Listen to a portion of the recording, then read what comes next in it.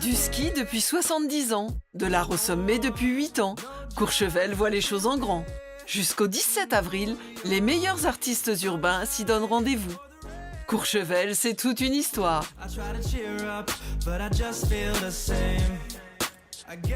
Eugène, l'un de ses plus anciens moniteurs, a vu naître la station.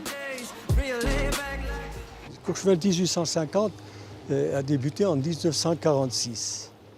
Mais avant, Courchevel 1500, Morion, existait déjà avant la guerre. Le plateau, ce plateau là où nous sommes aujourd'hui, s'appelait le plateau des Tovets. Donc ici, il n'y avait absolument rien. C'était des alpages. Le département de la Savoie a obtenu des dommages de guerre. Donc il fallait investir dans des stations. Et donc ils sont venus et ils disent, voilà, on voudrait faire une station, mais il faudrait nous vendre du terrain. Mon père, il dit, non, mais attends, il ne faut pas le vendre, le terrain. Il faut le donner. Cette population de Courchevel, c'est un bon qui a été extraordinaire et qui s'est tout de suite tournée vers le tourisme, sans oublier nos racines. D'abord hôtel départemental, l'hôtel des Trois-Vallées a accueilli les premiers skieurs. Aujourd'hui, il a été totalement rénové dans un style vintage avec du mobilier signé des pionniers du design français comme Jean Prouvé ou Charlotte Perriand.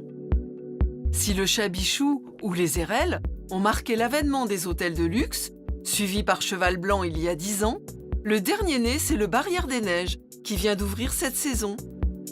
Un style fidèle au groupe côté espace commun, un univers élégant et cocooning pour ses 42 chambres et suites. Dès l'origine, les Tarentais avaient pris de la hauteur. Les gens ici, je pense, sont assez fiers de leur stade de saut. Ça a toujours fait partie de la culture de la station. Le saut à ski à Courchevel a débuté déjà avec une toute petite butte en neige qui était travaillée un petit peu pour que les skieurs puissent décoller en arrivant avec un petit peu de vitesse. Et voilà, on est arrivé jusqu'à 56 mètres dans les années 50. Ce stade, il a été créé en 1992 pour les Jeux Olympiques d'Albertville. C'est vraiment le stade d'entraînement privilégié pour toutes les équipes qui viennent se préparer ici tout au long de l'année. Lancé il y a 50 ans, le domaine des Trois-Vallées, plus grand domaine skiable du monde, puis la création de l'Altiport, puis les Jeux Olympiques de 92, ont définitivement installé la renommée de la station. Un enfant de Courchevel sait dévaler ses pistes comme personne. C'est Alexis Pinturo. Nous avons rencontré son papa. Alors, ça fait quoi d'être père de? Ça me fait grand plaisir, si vous voulez, mais c'est très angoissant, hein, si vous voulez savoir.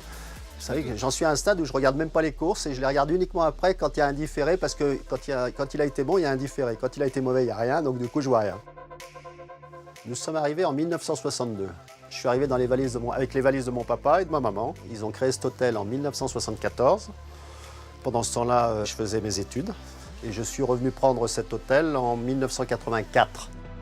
Le petit Alexis, c'est ici qu'il a appris à faire du ski? Il prenait une paire de skis au magasin de sport. Quand il était tout petit, il les mettait au pied et il marchait dans le couloir de l'hôtel avec. Et c'est reparti pour les vétérans. Eugène et Jean-Pierre sont fidèles élèves. 91 ans au compteur, ils skient ensemble depuis presque 70 ans.